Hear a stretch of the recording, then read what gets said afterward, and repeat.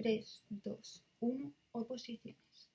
Vale, vamos a empezar por el tema 1, que en la Comunidad de Madrid es el de desarrollo psicoevolutivo. Comenzaré por el punto 3, ya que es el que a mí personalmente más se me complica. ¿Por qué? Pues porque el principio es lo que más vamos repasando y ya cuando llegamos al final vamos flaqueando más. Entonces voy a empezar por explicar el punto 3 y 4 y luego intentaré, para que veáis que no estáis solos y que no sois los únicos que no lo sabéis perfectamente, contaros el tema con mis palabras, con ejemplos o como si fuera el propio examen de oposición. Ya veréis, lo que vaya surgiendo. Sí, estoy haciendo esto porque me la manda el psicólogo para no volverme loca durante las oposiciones. Así que, perdón, evidentemente esto no va a estar editado ni mucho menos, pero bueno. Aquí tomo personal, muy de tú a yo, para que veas que no eres el único que está perdido en esta vida. Y si has venido buscando un vídeo que te ayude a estudiar o a entenderlo, ya sabes que no estás solo o sola. Así que comenzamos. Aspectos cognitivos, motrices, afectivos y sociales de los niños de 6 a 12 años. ¿Vale? Ese es el punto 3. El principal aspecto a tener en cuenta es el desarrollo del lenguaje, el cual permite razonar con mayor efectividad y rapidez, ¿vale? Lo más importante es el desarrollo del lenguaje y esto le permite razonar, pensar con mayor efectividad y rapidez. Evidentemente, si sabemos hablar, pues podemos razonar mejor.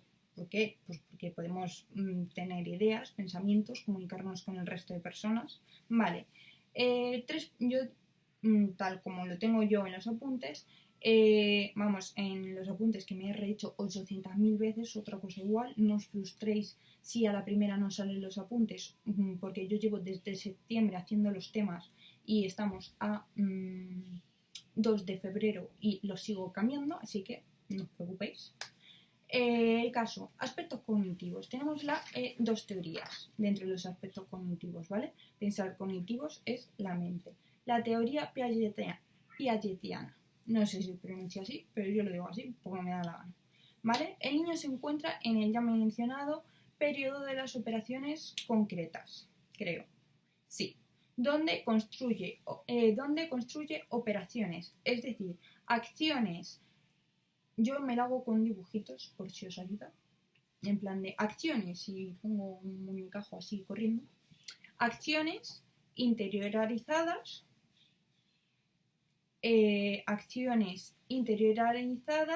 Reversibles, integradas en una estructura de conjuntos, una cadena, en una estructura de conjuntos. Además, gracias a la estructura de conjuntos nos permite,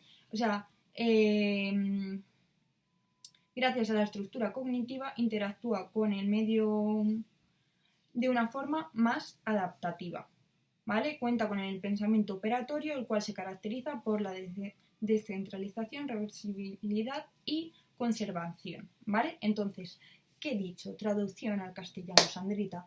Pues verás que el niño se encuentra en el ya mencionado periodo de las operaciones concretas, que eso se dice en el punto 2, ¿vale? Donde se construyen operaciones. Si estamos en el periodo de las operaciones concretas, pues se construyen operaciones.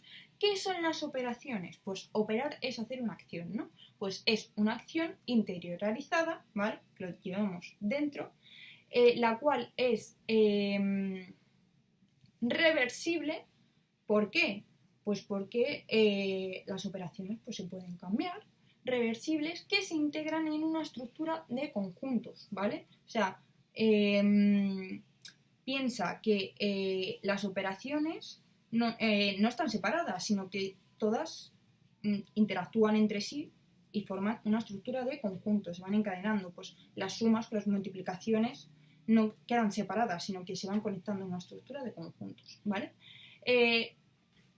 Además, gracias a las estructuras cognitivas, todos los esquemas mentales que nos formamos, podemos relacionarnos de una forma más adaptativa con el medio, ¿vale? Pues gracias a todos los esquemas mentales, pues nos relacionamos de una forma más adecuada con el medio. Si no supieras derecha-izquierda, la lateralidad, aquí que se note que hice magisterio con mención en educación física, la lateralidad, pues no podrías andar bien, por ejemplo. Entonces no te relacionarías de forma adecuada con el medio. ¿Nos queda claro? ¿Vale? Entonces, operaciones concretas.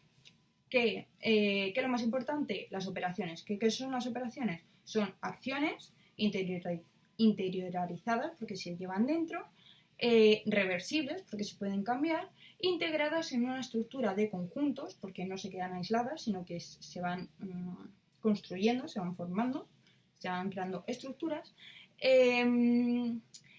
Y es gracias a las estructuras cognitivas que nos podemos relacionar de una manera más adaptativa con el medio, ¿vale? Cuentan con el pensamiento operatorio, ¿vale?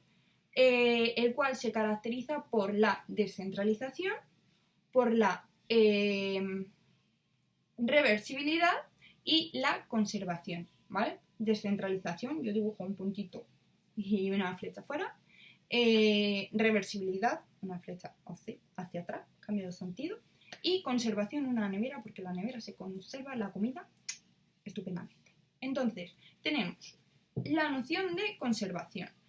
La comprensión de que las relaciones cuantitativas entre dos objetos permanecen invariables a pesar de que alguno pueda sufrir transformaciones, ¿vale? Noción de conservación, que si tenemos dos objetos permanecen invariables a pesar de que uno pueda ser transformado. La plastilina, tenemos dos botes de plastilina, a pesar de que uno sea manipulado, seguimos teniendo dos botes de plastilina. Esto es la conservación, conservas dos botes de plastilina. La noción de clase, que es la pertenencia a un grupo. La seriación, que es que se centra, es la atención en las diferencias. Y luego la noción de números, que es, esta es la más fácil, que es comprender o entender, dominar, básicamente, la noción de clase y la seriación, las dos anteriores. Y luego tenemos la corriente de procesamiento de la información. ¿Cómo procesamos la información? ¿Vale? Pues corriente del procesamiento de la información. En esta las etapas se diferencian por las capacidades de procesamiento, crecientes de procesamiento y memoria. Como hemos dicho, pues si se llama corriente de procesamiento de la información, pues se centra en las capacidades crecientes de procesamiento y la memoria, ¿vale? Brunner sostiene que diferentes modos de procesar y representar la información son enfatizados durante diferentes periodos de la vida del niño. Es decir, que dependiendo de la edad que tengamos, de la edad, del periodo en el que nos encontremos, vamos a procesar la información de una manera u otra. No es lo mismo cómo procesas la información cuando eres un niño pequeño que en la etapa más adulta. ¿Sí? ¿Vale? Es decir, se diferencia por las capacidades crecientes de procesamiento de la información. Brunner sostiene que distintos modos de procesar la información se mantienen durante diferentes de procesar y representar la información, son enfatizados durante diferentes periodos de la vida del niño. Y además, según él, en cada uno destaca una función. En la primera, la función, la manipulación física. La segunda es la reflexión y la tercera el pensamiento más abstracto, es decir, primero está caracterizado pues, por la manipulación física. Cuando somos pequeños conocemos tocando, todos los niños lo que hacen cuando son pequeños son llevarse las cosas a la boca, tocar lo que sea. Luego la reflexión, ya cuando somos más mayores, pues empezamos a pensar un poco más, porque me voy a meter la piedra en la boca, no tiene sentido. Y la última parte es el pensamiento más abstracto. Nos podemos imaginar cosas que no están ocurriendo, ir más allá. Pues, ¿por qué tengo que estudiar? Pues porque voy a sacarme unas oposiciones y quiero trabajar. Es un pensamiento abstracto, no es imaginarte unicornios, es ir más allá, ¿vale? Entonces, eso. Continuando con este autor, entiende que el desarrollo intelectual se caracteriza por un crecimiento independiente de los estímulos externos, aumento de la capacidad para comunicarse con otros y con el mundo y para atender a varios estímulos a la vez, ¿vale? Entonces tenemos corriente de procesamiento de la información. es la capacidad creciente de procesamiento y de la memoria. Brunner sostiene que hay diferentes momentos en los cuales se enfatiza una forma de procesar y representar la información. Primero es mediante la manipulación física, después mediante la reflexión y lo último mediante el pensamiento más abstracto. Este autor también dice que el desarrollo intelectual va ligado o se caracteriza por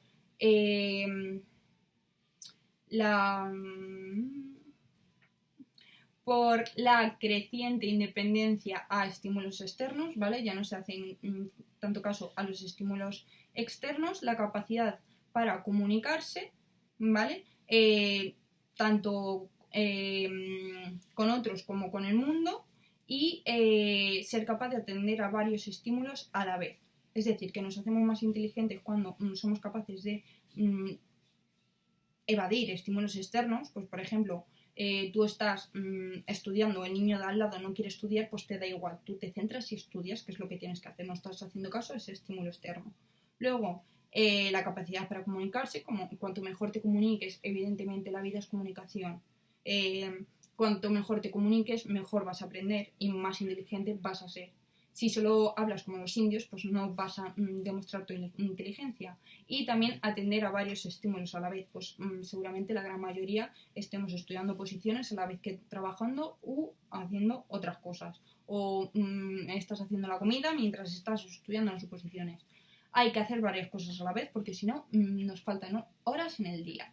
Vale.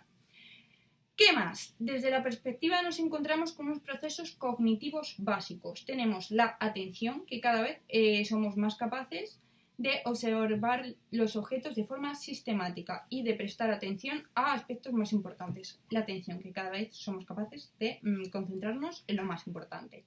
Después, la memoria, que mejora gracias a tres factores principales. La habilidad de integrar nueva información en su conocimiento, la adquisición y el uso de estrategias para guardar y recuperar la información en la memoria a largo plazo y el desarrollo de la consciencia acerca de los factores que influyen en la habilidad para recordar. Cristiano, Sandrita, ¿qué es? Pues la memoria que mejora gracias a tres aspectos. Primero, la habilidad de integrar nueva información, o sea, la capacidad que tenemos de adquirir nuevos conocimientos. Luego, la adquisición y uso de estrategias, ¿vale? Para guardar y recuperar la información, o sea, ya sean esquemas mentales, lo que sea, lo que utilicemos para guardar la información y recuperarla de la memoria a largo plazo. Y la conciencia de que hay factores que influyen en la capacidad de recordar, como por ejemplo, por repetir mucho las cosas, como hago yo, ¿vale? Cuando somos conscientes de eso, pues mejor va nuestra memoria. Y por último, la metacognición. ¿Qué es? Es cuanto más aprendemos de los procesos cognitivos que tienen lugar en nuestra mente, pues mejor vamos a aprender. Sus procesos cognitivos, cuanto más aprenden de sus procesos cognitivos, son más capaces de emplear estrategias más adecuadas para cada situación. Evidentemente, si tienes más recursos para guardarte la información, sabes qué emplear en cada momento. Yo, por ejemplo, me hago dibujitos cada vez que aparece la palabra desarrollo, me dibujo unas tetas. Pero eso no lo voy a utilizar pues para estudiar matemáticas. O sea, yo tengo mis recursos, dependiendo de la asignatura, pues estudio de una manera o de otra. Cuantos más recursos tengas y más consciente seas de cómo funciona tu cerebro, pues mejores estrategias vas a utilizar en cada caso. Es decir, vamos a ver. La corriente de procesamiento de la información es la capacidad, se centra en las capacidades crecientes de procesamiento y de memoria. Según Brunner, en diferentes momentos de la vida destaca una forma de procesar y representar la información y que primero es mediante la manipulación física, después mediante la reflexión y por último mediante la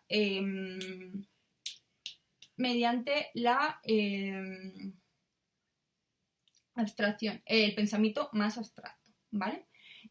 Luego, que también continuando con este autor, dice que la inteligencia viene ligada o entiende que el desarrollo intelectual se caracteriza por la discriminación o por la independencia de estímulos externos, el aumento de la capacidad para comunicarse con otros y con el mundo y la capacidad de atender a varios estímulos a la vez, aunque a veces sea un poco complejo, ¿vale? Desde esta perspectiva también nos encontramos con unas nociones básicas. La atención, que cada vez somos capaces de centrarnos en lo más importante. La memoria, que la memoria mejora gracias a 3 cosas.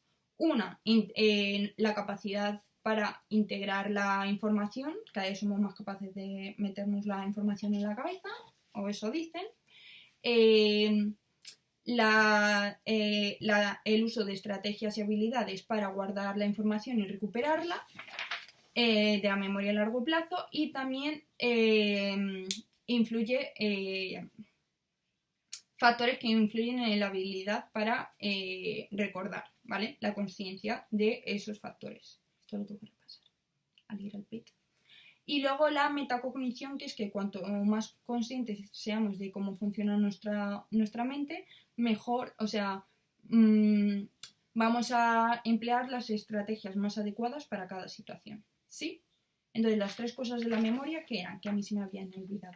¿Vosotros os acordáis? ¿Qué eran? De la memoria, la capacidad para integrar nueva información, los recursos y habilidades que utilizamos para guardar la información y recuperarla de la memoria a corto plazo y que de la memoria a largo plazo, y por último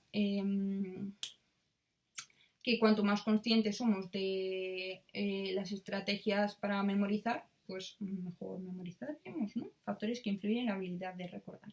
Vale, aspectos motrices. Cuentan con un crecimiento regular y constante, ¿vale? Con avances en todos los aspectos motrices. Se producen importantes progresos psicomotores, un aumento en la precisión, velocidad, resistencia y equilibrio, lo cual implica un mejor conocimiento del entorno y del propio cuerpo. Vamos a ver. Cuentan con un crecimiento pues regular y constante, ¿vale? Con avances en todos los aspectos psicomotores.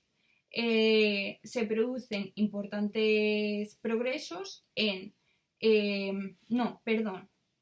avances en todos los aspectos motrices, porque estamos en el tema de motricidad, ¿vale? Se producen importantes progresos psicomotores, un aumento de la precisión, de la velocidad, de la resistencia y del equilibrio, ¿vale? Entonces, cuanto mejor llevemos todo esto, implica un mejor conocimiento del medio, porque podemos andar mejor, y de nuestro propio cuerpo, ¿vale? La estructura del esquema corporal, según Bowles, tiene 3 estadios. El estadio del cuerpo vivido, el estadio del cuerpo percibido y el estadio del cuerpo representado, que al final de el esquema corporal está totalmente elaborado y forma parte del pensamiento, ¿vale? Sus componentes son conocimiento y control del propio cuerpo, ¿vale? Los componentes son conocimiento y control del propio cuerpo, desarrollo sensorial y desarrollos... Vamos a ver. Son conocimiento y control del propio cuerpo, desarrollo, desarrollo sensorial, respiración, relajación, eso que se escucha es mi hermana, así que necesito relajarme, actitud, lateralidad, coordinación, percepción y estructuración espacial y temporal y nociones básicas y habilidades básicas, ¿vale? Entonces tenemos, sus componentes son conocimiento y control del propio cuerpo, desarrollo, las tetas, de desarrollo sensorial de los sentidos, ¿vale? O sea, ¿por qué? Porque conocemos más nuestro propio cuerpo, desarrollamos los sentidos para conocer mejor nuestro propio cuerpo. Respiración y relajación, lo cual es muy importante. Luego la actitud, ¿vale? La actitud que tengamos también es muy importante. La lateralidad, el equilibrio, la coordinación, percepción y estructuración espacial y temporal y las habilidades básicas. Luego, aspectos afectivos. tenemos dos, ¿vale? El conocimiento de sí mismo, que está relacionado con el autoconcepto, es decir, el concepto que tiene sobre sí mismo, el cual se va haciendo cada vez menos general y se va basando en características más abstractas. Va siendo menos global y la autodescripción se realiza en términos más abstractos que concretos. Es decir, cuando eres pequeño, ¿cómo eres? Pues soy morena, tengo los ojos marrones, son cosas físicas. Sin embargo, cuando eres mayor, o sea, más mayor, dices, ¿cómo eres? Pues mira, soy una persona bastante responsable, jaja, no. Yo qué sé, o sea, son aspectos más abstractos, no tan concretos. Luego, la identidad sexual, que al principio se reconocen los estereotipos y se rechaza todo aquello que no los cumpla, y sin embargo, a partir de los 8 o 9 años se vuelven más flexibles y se relaciona la identidad sexual con las diferencias básicas, las diferencias anatómicas básicas, ¿vale? Luego, aspectos sociales. Es muy importante pues los aspectos sociales en el desarrollo del niño. La relación con la familia, ¿por qué? Porque además del colegio, la familia es con quien más pasa tiempo el niño, que va a influir en la autoestima, en la motivación. Luego, evidentemente, relaciones en la escuela, porque la escuela es determinante para el desarrollo de su conocimiento, para el autoconcepto escolar, las relaciones con otros niños. Luego, las relaciones con los iguales, ¿vale? En la cual aparecen distintos roles. Tenemos el concepto de la amistad, que de los 6 a los 7 años se piensa que es unidireccional, que te van a ayudar a ti y ya está. Pero luego a partir de los 8 ya se entiende que es bidireccional y que es perecedera. Jaja, sorpresa, la amistad no dura toda la vida. Luego, la interacción entre los amigos, donde aumentan las interacciones, ¿vale? Y se dan cuenta que hay diferentes puntos de vista. Y por último, las estructuras de los grupos de iguales, los cuales se forman según los objetivos que tengan, los gustos, y eso también les hace diferenciarse del resto. Pues a los que les gusta el fútbol, a los que les gusta el baile, a los que les gusta la música, pues eso los hace diferentes y forman su propio grupo. Y ahí aparece el líder, ¿vale? Y luego el desarrollo moral. Que se produce una evolución hacia la autonomía moral. Importante, cuando somos pequeños, lo que dice mamá papá, o la figura que tengamos que nos lleve, abuelo, tía, me da igual quién, la figura de autoridad va a misa. Pues poco a poco vamos aprendiendo que no es así, que también tenemos que pensar también un poco por nosotros mismos, ¿vale? Se produce una evolución hacia la autonomía moral, se reduce el absolutismo moral y la creencia en la justicia inminente. En plan de, cuando somos pequeños, si haces algo malo, te castigan. Justicia inminente. Nos damos cuenta que con el tiempo, pues que eso no es tan así. Si no estudias, vale, te lo pasas bien en bachillerato, no haces nada, pero luego cuando eres mayor te das cuenta que no tienes trabajo. Ja, sorpresa. Has hecho algo mal y no has tenido justicia inminente, ¿vale? De los 8 a los 11 años son capaces de evaluar éticamente la conducta con independencia de la autoridad adulta. Es decir, miran si está bien o está mal, independientemente de lo que piense un adulto, ¿vale? Kohlberg propone 3 estadios: el preconvencional, el convencional y el posconvencional. En el preconvencional, el control de la conducta está marcado por autoridades externas. Después, el convencional se tiene en cuenta las intenciones y el motivo, y el posconvencional, las leyes son flexibles. Es decir, vamos a ver, el desarrollo moral se produce una autonomía moral en la cual cada vez se reduce el absolutismo moral y la creencia en la justicia inminente. De los 8 a los 11 años son capaces de entender, de evaluar éticamente la conducta con independencia de los adultos, ¿vale? Según Kohlberg hay 3 estadios. ¿Estadios? Propone 3 estadios, sí. El preconvencional, en el cual las conductas están marcadas por autoridades externas. El convencional, en el cual se tiene en cuenta la intención, las intenciones y el motivo. Por ejemplo, yo quiero ayudarte, pero por el camino me caigo y te tiro algo. Pues un niño pequeño no piensa en, joder, me quería ayudar, no está mal, sino empieza a patalear porque le ha tirado algo. Y luego el posconvencional, que ya las leyes son flexibles. pues no se puede correr por el pasillo, pero mira chica, es que si hay un fuego ahí, pues no voy a ir caminando, ¿sabe usted? Pues eso, que son flexibles. Y luego el conocimiento de los sistemas e instituciones sociales. Esto no lo entiendo, así que no lo puedo explicar. Punto 4. Implicaciones en el desarrollo del proceso educativo de enseñanza-aprendizaje. Como se ha mencionado en la introducción, la cual todavía no se ha mencionado, la finalidad de la educación es promover el pleno desarrollo de los seres humanos. Así, el papel del educador consiste en que los niños alcancen niveles que de otra forma no habrían podido alcanzar. Para ello, se debe partir de donde el niño se encuentre, la zona de desarrollo real, e ir progresivamente estimulando su acceso a un nuevo nivel de competencia, zona de desarrollo potencial y desarrollo, considerando que este, según Vygotsky, es un proceso social y culturalmente mediado, y la función de la educación consiste en realizar la labor de mediación entre el individuo y la sociedad. Vale, implicaciones en el desarrollo del proceso educativo y de la enseñanza-aprendizaje. Vale, como se ha mencionado en la introducción, la finalidad de la educación es el pleno desarrollo del alumno. Tenemos que conseguir que el alumno llegue a lugares a los cuales no habría llegado si no hubiera pasado por el colegio, porque si no, ¿para qué narices va a ir a la escuela? Pues le tiene que valer de algo. Para ello tenemos que partir de donde el niño se encuentra, la zona de desarrollo real, y potenciar que llegue a otros niveles de desarrollo más elevados, que es la zona del desarrollo potencial. Eso lo dice Vygotsky, la zona del desarrollo próximo. Es bastante interesante. Y según Vygotsky es un proceso social y que está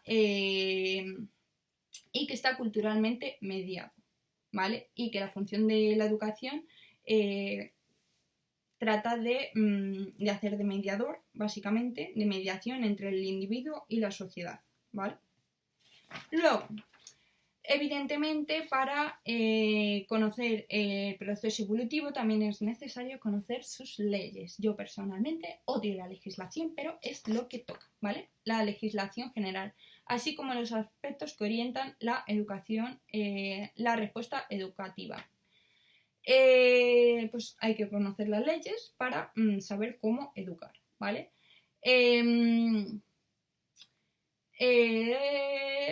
Establecidos en el currículo oficial para conseguir que el proceso educativo sea realmente estimulante y promotor del desarrollo, ¿vale? ¿Qué tenemos? Que en el Real Decreto 984/2021 de 16 de noviembre, por el que se regula la evaluación y promoción de educación primaria, a mí me han dicho que no hace falta decirlo de la ESO y todo eso porque estamos en primaria, establece que en su artículo 3 que las características del currículo son las que aparecen en el Real Decreto 126, ¿sí? /2014 del 24 de febrero. Sí, noviembre, febrero. Sí, febrero. Que fijan las competencias, o sea, que fijan las competencias que permiten orientar la enseñanza educativa, ¿vale? Y luego, por otra parte, si os presentáis desde la Comunidad de Madrid, el decreto 89, el cual establece el currículo, el decreto 89/2014 de 24 de julio, jaja, en julio es mi cumpleaños, pero es el 9, no es el 24, del Consejo de Gobierno, donde se establece para la Comunidad Autónoma de Madrid el currículo de la educación primaria. Luego también, que es importante, la atención a la diversidad, ¿vale? Es uno de los principios fundamentales de la intervención educativa, para garantizar el desarrollo de todos los alumnos y atención personalizada y adoptar una educación inclusiva como principio fundamental. Vale, hay que tener en cuenta la atención a la diversidad para que todos los alumnos puedan aprender. Hay que ser consciente de las situaciones en las que se encuentran y poderse adaptar a ellos, porque si no, pues la educación no le va a servir de nada. Que tú a un niño ciego le escribas en la pizarra cosas, pues no le va a servir de nada. Te tendrás que adaptar a las circunstancias. Y no tiene por qué ser ciego, puede ser que en su casa tiene problemas y sus padres se están separando y tienes que entender que hay que ir más despacio porque su cabeza está en otro lado. básicamente. Luego, principios metodológicos generales. Aquí cada uno tiene los suyos. Yo tengo el principio globalizador, el partir de sus experiencias previas, de sus conocimientos previos, el principio de atención a la diversidad, que hemos dicho antes que era importante, el cual se hace mediante la inclusión. Muy importante, inclusión, ¿vale? Y luego partir de la manipulación. Siempre yo siempre digo que de forma manipulativa es como se aprende, no hincando codos, sino haciéndolo. Por eso yo también gesticulo un montón, ¿vale? Luego, implicaciones educativas en los aspectos cognitivos. Pues evidentemente hay que tener en cuenta que los niños cuentan con algunas características que les pueden dificultar el aprendizaje, ¿vale? Por ejemplo, al principio tienen dificultades para diferenciar lo esencial de lo accesorio. Es importante el principio de globalidad, que lo hemos dicho antes, pero también es importante que no todo sea general, sino que sean capaces de hacer concreciones. Que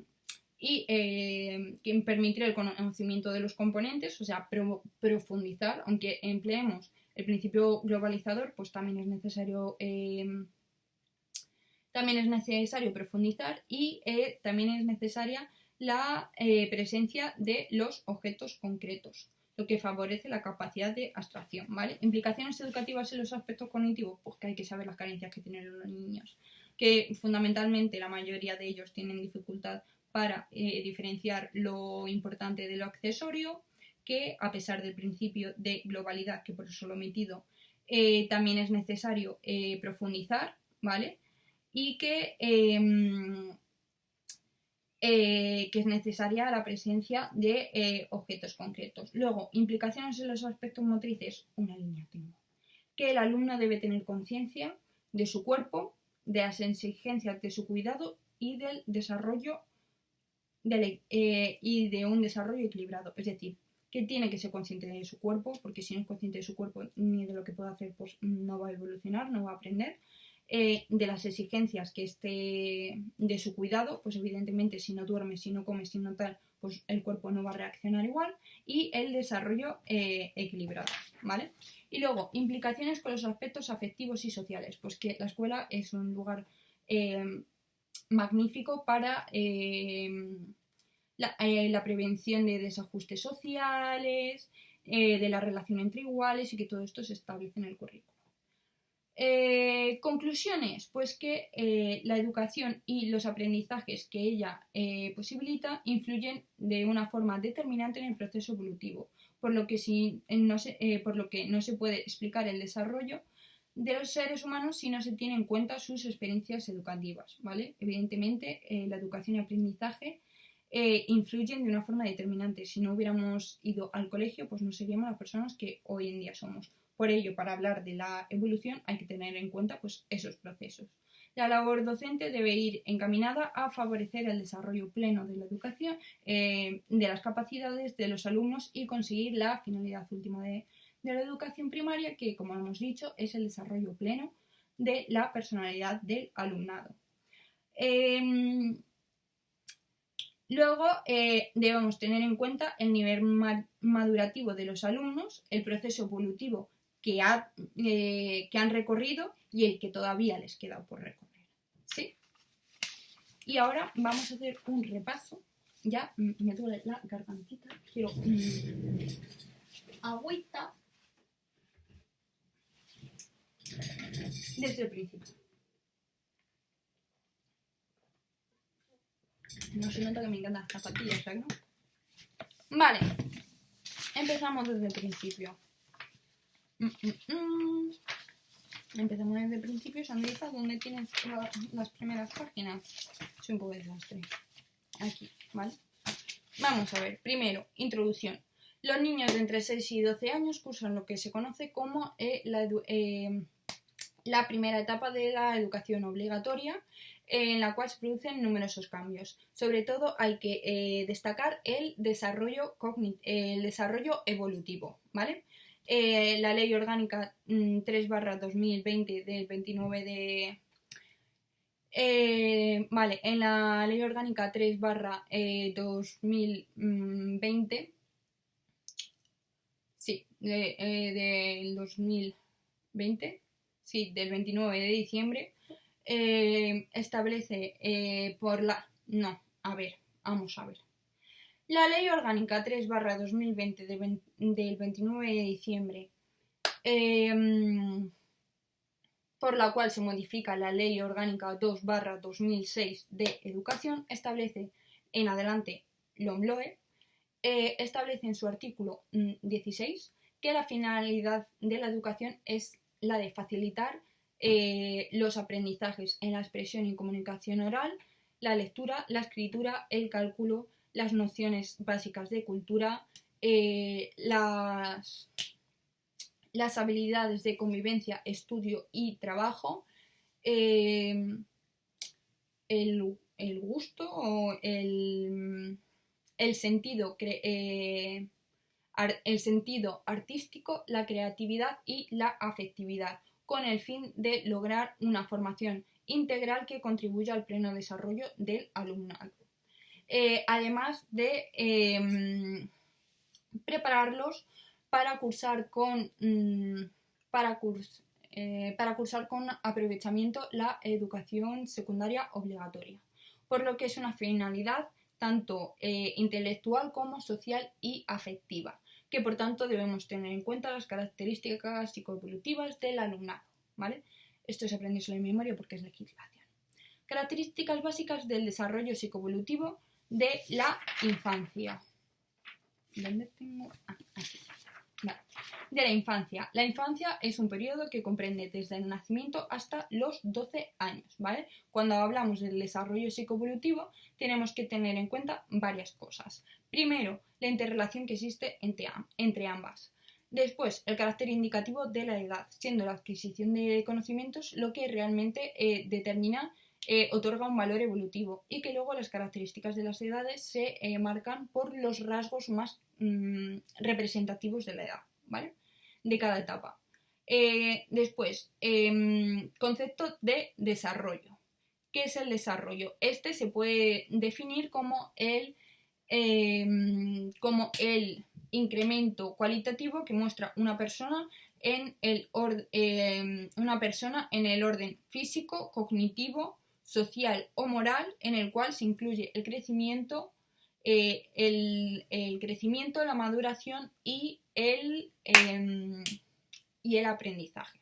Luego, según Beltrán, es un proceso de diferenciación, especialización e integración de las células, que es un proceso ordenado, que hay una relación, hay intercambios entre el organismo y el medio, que hay zonas, periodos críticos de aprendizaje, y que es un proceso irreversible, no se puede cambiar, evidentemente.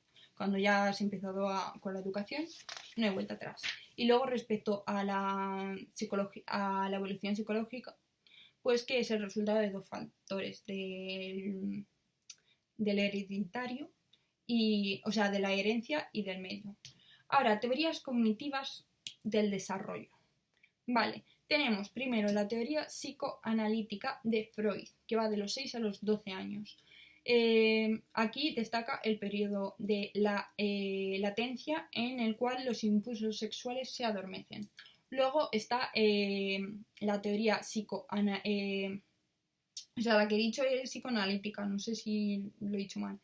Ahora la psicosocial, que es de Erikson. A ver, es que no sé si lo he dicho mal o no, y como no voy a cortar porque esto no lo va a ver ni Peter, pues bueno.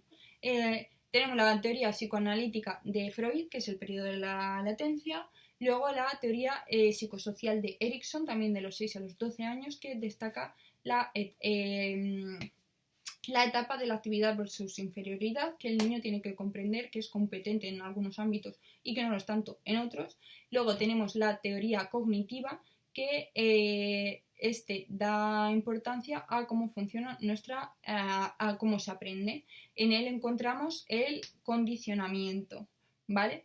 Que el condicionamiento puede ser clásico u operante, y lo que hace es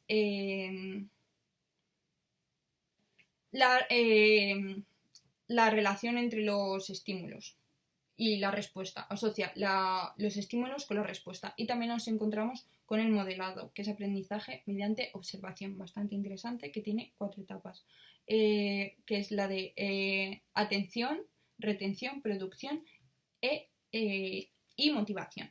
Luego entramos en las teorías cognitivas, ¿vale?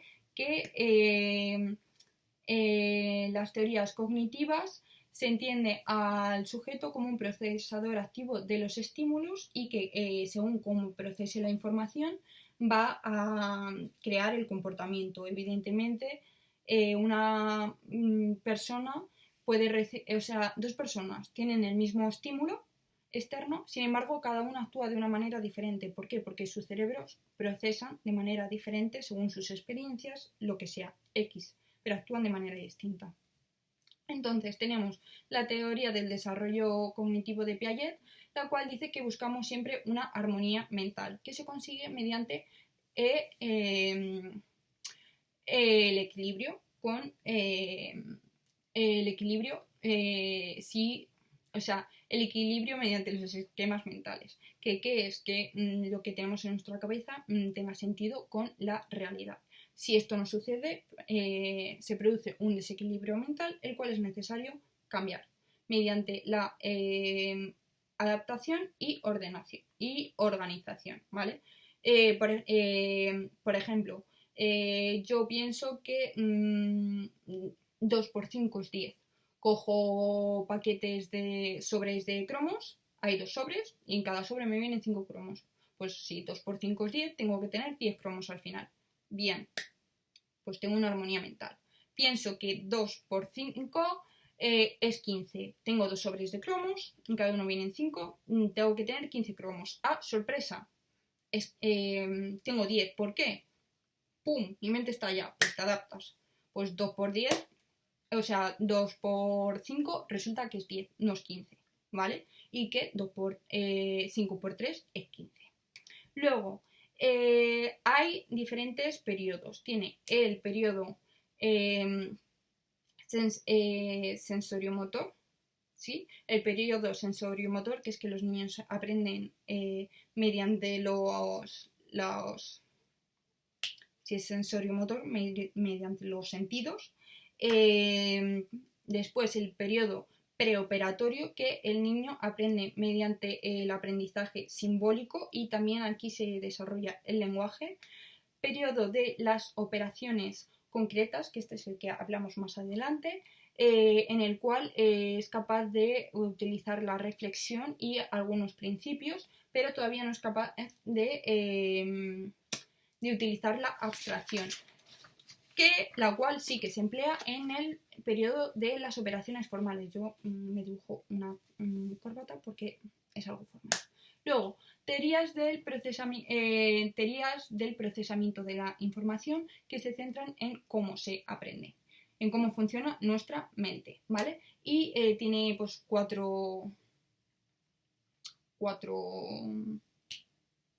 establece la analogía mente-ordenador y se encuentran 4 conceptos, que es la de registro sensorial, memoria a corto plazo, memoria a largo plazo y constructos hipotéticos. ¿Cómo me he aprendido constructos hipotéticos? Pues porque yo al principio, tengo dislexia y TDAH, había escrito conceptos. Y digo, no es conceptos, es constructos, que me recuerda a la construcción. Entonces me dibujé ladrillos. Y luego hipotéticos, pues no sé si habéis visto alguna vez el Dinotren, pero hay un dinosaurio que es un Tyrannosaurus Rex, que es rojo o naranja, que dice, una hipótesis es una idea que puedes comprobar o algo así. Pues yo me dibujaba unos ladrillos por los constructos y el dinosaurio por lo de hipotéticos. Parece una tontería, pero es que así se me queda. Luego, la teoría sociocultural de Vygotsky. Pues evidentemente, si es sociocultural, pues dice que el desarrollo es fruto de la relación con el ambiente, ¿vale? Destaca la ley fundamental del desarrollo o de la doble función y también otro principio que dice que el desarrollo no coincide con el aprendizaje, sino que este va va unido, o sea, le sigue. Es decir, que el desarrollo no da la casualidad de suceder a la vez que el aprendizaje, sino que cuando aprendemos nos desarrollamos. Ojo, nos desarrollamos intelectualmente, evidentemente, físicamente, pues por mucho que aprendas no vas a desarrollar más o menos, ¿vale? Y tiene diferentes periodos. La impulsividad motriz, la emocional, la sensoriomotor, personalismo, la de Masterchef. Personalismo, categorial, porque Masterchef dice es de categoría, pues eso, categorial, y la pubertad y adolescencia. Luego tenemos las teorías ecológicas donde se propone que todos los aspectos del desarrollo están interrelacionados, ¿vale? Por 4 sistemas complejos, que son la microsistema, mesosistema, exosistema, macrosistema y cronosistema. Y luego tenemos la teoría de ciclo vital, que a mí es la que más me gusta, que es la de Walters. Tengo dibujado un perrito por Walters, el de la morfina. Me lo estoy contando a mí misma. Vale, voy a hablar con la grabadora. Vente a la cocina y me lo cuentas. No, da igual. Bueno, pues no me da mismo. No. Muy bien. Sí. Muy bien. Sí, sí. ¿Y el gorro naranja es para motivarte más? Sí. Total, no lo va a ver ni Peter. Pues eso. ¿Dónde me queda? Me ha cortado esta mujer. La teoría del ciclo vital de Walters, el de la morfina. Walters. A mí es que dice que aprendemos durante toda nuestra vida, yo estoy de acuerdo, y que es multifactorial. Como he dicho, ¿cómo me he aprendido multifactorial? Pues dibujando diferentes factorías. Luego, aspectos cognitivos, motrices, afectivos y sociales de los niños de 6 a 12 años. Esto es lo que hemos visto antes y que nos deberíamos de saber. Lo principal, desarrollo del lenguaje.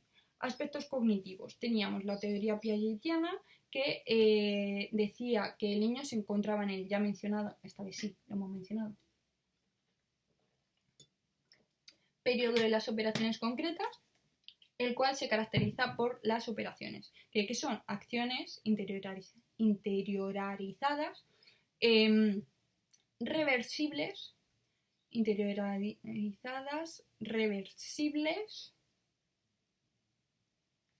vaya, menos mal que ya... interiorizadas, reversibles, integradas en una estructura de conjuntos, porque se comunicaban y tal, y que además, gracias a las estructuras cognitivas, nos podíamos relacionar de una manera más adaptativa con el medio. Luego, que cuentan con el pensamiento operatorio, el cual se incluye el crecimiento, ¿no? el cual se caracteriza por la descentralización, la reversibilidad y la conservación. Y analiza una serie de elementos. La conservación, que es que el niño sea capaz de comprender que si tiene dos elementos, aunque uno sufra transformaciones, sigue teniendo dos elementos, noción de conservación. La noción de clase, que es la pertenencia a un grupo. La seriación, que es que se centra en las diferencias, y luego el concepto de número, que es la comprensión de la seriación y la noción de clase, perdón. Luego tenemos la corriente de procesamiento de la información. ¿Qué decíamos? Como procesamiento de la información, pues esta se diferencian por las capacidades crecientes de procesamiento y de memoria, que según Brunner sostiene que en diferentes periodos, en diferentes momentos de la vida, procesamos y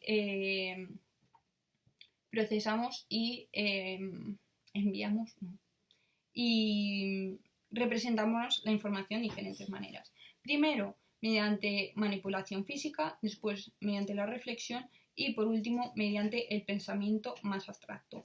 Continuando con este autor, entiende el desarrollo intelectual que se caracteriza por ser capaz de alejar o de no prestar creciente independencia a los estímulos externos, por mejorar la comunicación con nosotros, con el medio y con el mundo. También atender a varios estímulos a la vez.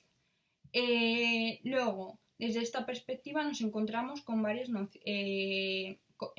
procesos cognitivos básicos. La atención, que es que cada vez somos más capaces de centrarnos en lo importante. La memoria, que mejoraba gracias a 3 cosas que antes yo he fallado aquí, que era la asimilación de conceptos, ¿vale? Y relacionarlos entre sí, el conocimiento de nuevas estrategias y herramientas para guardar la información y recuperarla de la memoria a largo plazo, y la consciencia de los factores que influyen en la memoria. Y luego la metacognición, que es que cuanto más conscientes seamos de cómo funciona, de todos los procesos, pues usaremos las herramientas más adecuadas para cada situación. Aspectos motrices. Cuentan con un crecimiento regular y constante. Se produce COVID, jaja, no. Avances en todos los aspectos motrices, ¿vale? Se producen importantes progresos psicomotores, un aumento en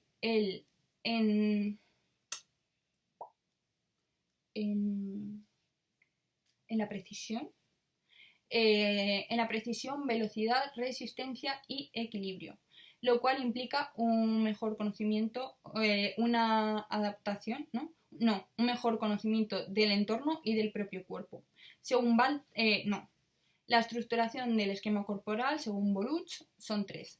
El esquema del cuerpo percibido, el del cuerpo vivido, representado, el esquema del cuerpo vivido, percibido y representado, ¿vale? Sus componentes son conocimiento y percepción, conocimiento y control del propio cuerpo, desarrollo sensorial, respiración, relajación, equilibrio, coordinación, actitud,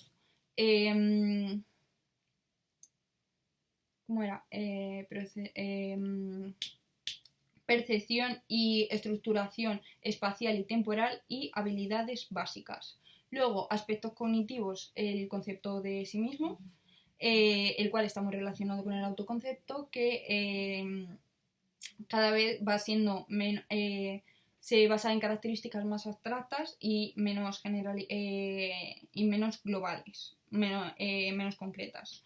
Y luego la identidad sexual, que de los 5 a los 8 años está relacionada con los estereotipos y que todo lo que se aleja de ellos pues, es rechazado. Sin embargo, a partir de los 8 o 9 son más flexibles y entienden la identidad sexual con la anatomía básica.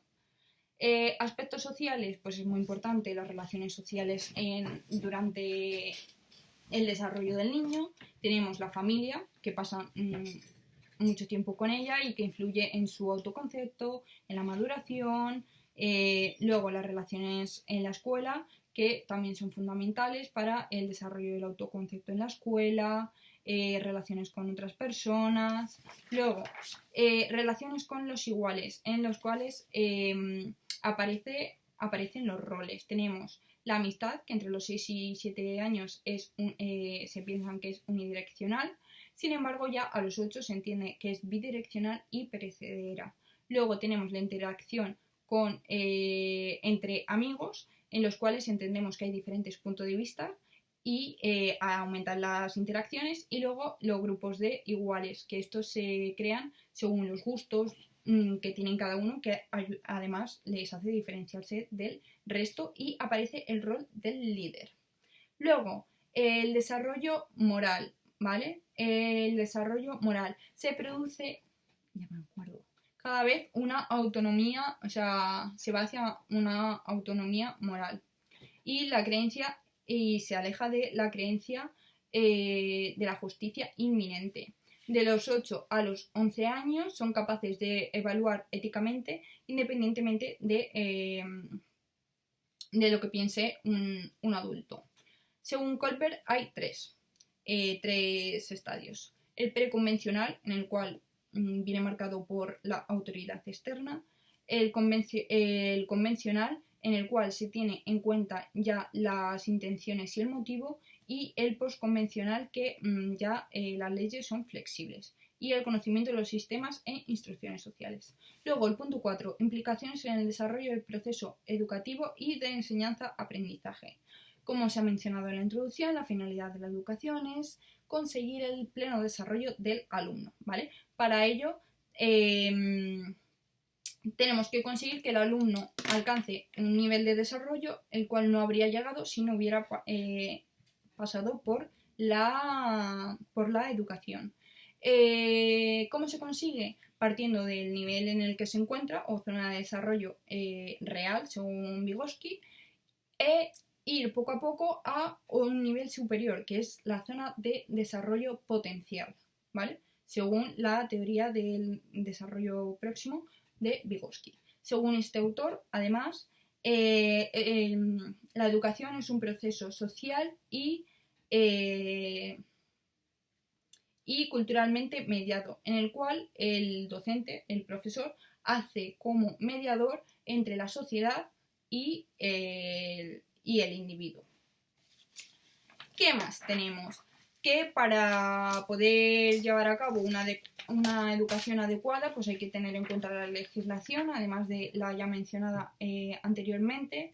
Tenemos el Real Decreto 984/2021 del 16 de noviembre, que es el cumpleaños de Nix, creo, del 16 de noviembre, en el cual se regula la evaluación y promoción de la educación primaria, en cuyo artículo 3 establece que los aspectos del currículo aparecen en el Real Decreto 126/2014 del 28 o 26, 28 de febrero, donde se establece el currículo para la educación primaria.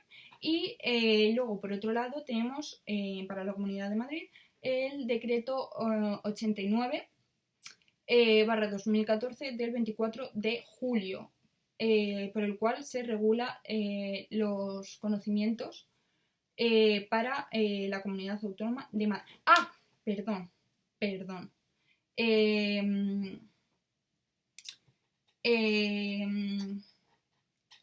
se me ha olvidado decir,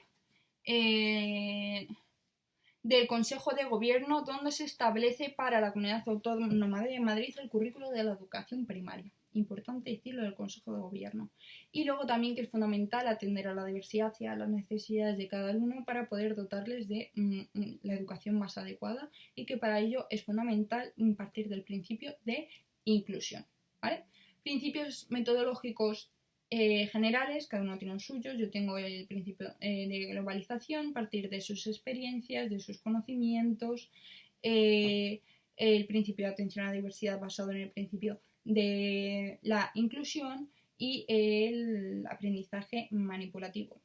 Y luego, implicaciones educativas en los aspectos cognitivos, que es necesario tener en cuenta el nivel del que parten los alumnos, pues para poder educarles mejor. Hay que ser consciente, por ejemplo, que la gran mayoría al principio tiene dificultades de diferenciar lo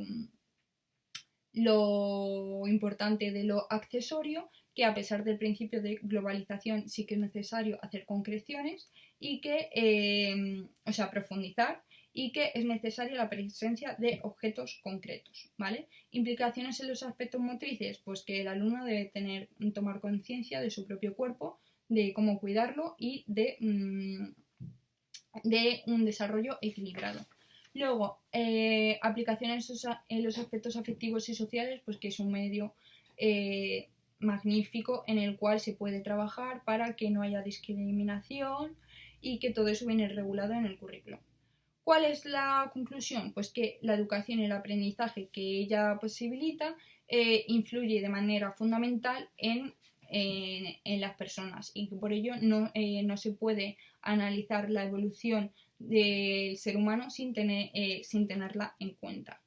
La labor docente debe ir encaminada a que el alumno, a favorecer el desarrollo de las capacidades de los alumnos, que, como os he dicho en la introducción,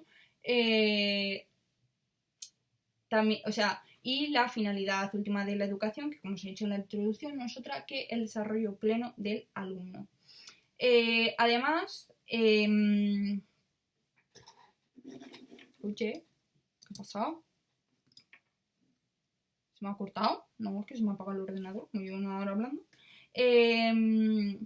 Debemos tener en cuenta el nivel madurativo de los alumnos y el proceso evolutivo que ha recorrido y el que les queda por recorrer. Bueno, pues esto ha sido mi tema 1, no lo va a ver ni Peter, pero a mí me va a servir para repasar.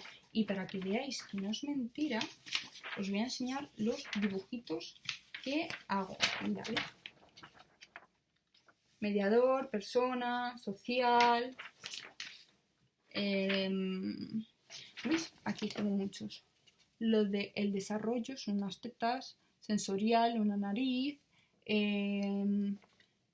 respiración, pues una nariz respirando, relajación, pues haciendo yoga, actitud, lateralidad. Yo me hago dibujitos, que es lo que mejor me funciona. Y cada tema de un color. Este era el tema morado. ¿Cómo me lo sé? Pues no lo sé. Más o menos. Que no tan idea. Nos vemos con el siguiente tema que no sé cuál será.